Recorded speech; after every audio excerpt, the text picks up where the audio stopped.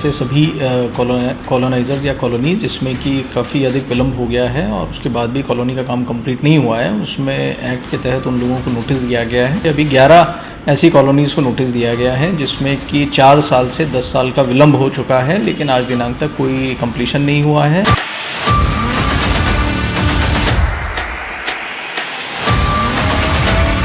7 प्रकरणों में प्लॉट राजसात किए जा चुके हैं और कुछ प्रकरणों में आईडीए को नियुक्त किया गया है, कुछ प्रकरणों में स्मार्ट सिटी को नियुक्त किया गया है। प्रशासन के द्वारा राजसात किए 7 भूखंड प्रकरण टेंडर प्रक्रिया तक पहुंचे। 28 कॉलोनाइजर भी निशाने पर।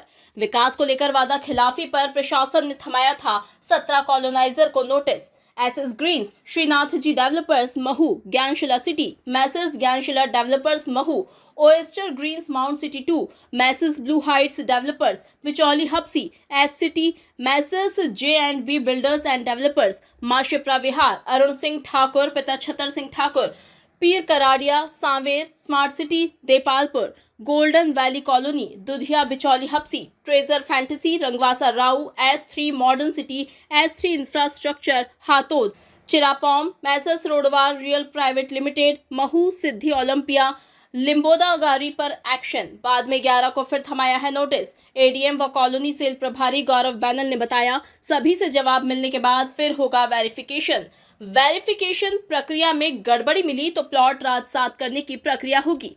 पहले राजसात किए गए प्लॉट के आईडीए और स्मार्ट सिटी टेंडर प्रक्रिया कर रहे हैं। कुछ में फाइनेंशियल बिडिंग भी आ गई है। देखिए, बिल्कुल कलेक्टर महोदय के निर्देश पे ऐसे सभी कॉलोनाइज़र्स या कॉलोनीज़ जिसमें कि काफ़ी अधिक विलम्ब हो गया है और उसके बाद भी कॉलोनी का काम कंप्लीट नहीं हुआ है, उसमें एक्ट के तहत उन लोगों को नोटिस दिया गया है और नोटिस के पश्चात उनके जवाब के आधार पर आगे कार्रवाई की जा रही है।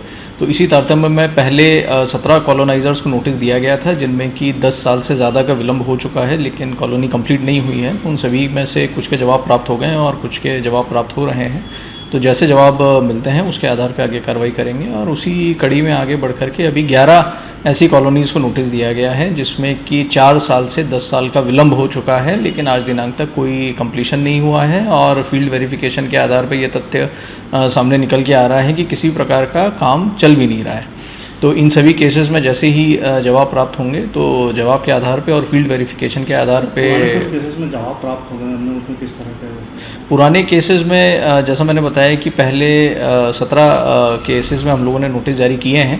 तो जो जवाब प्राप्त होंगे और फील्ड वेरिफिकेशन कराया जाएगा और देखा जाएगा कि कार्य वाकई में चल रहा है या नहीं, और अगर चल रहा है तो उसकी प्रगति किस प्रकार की है।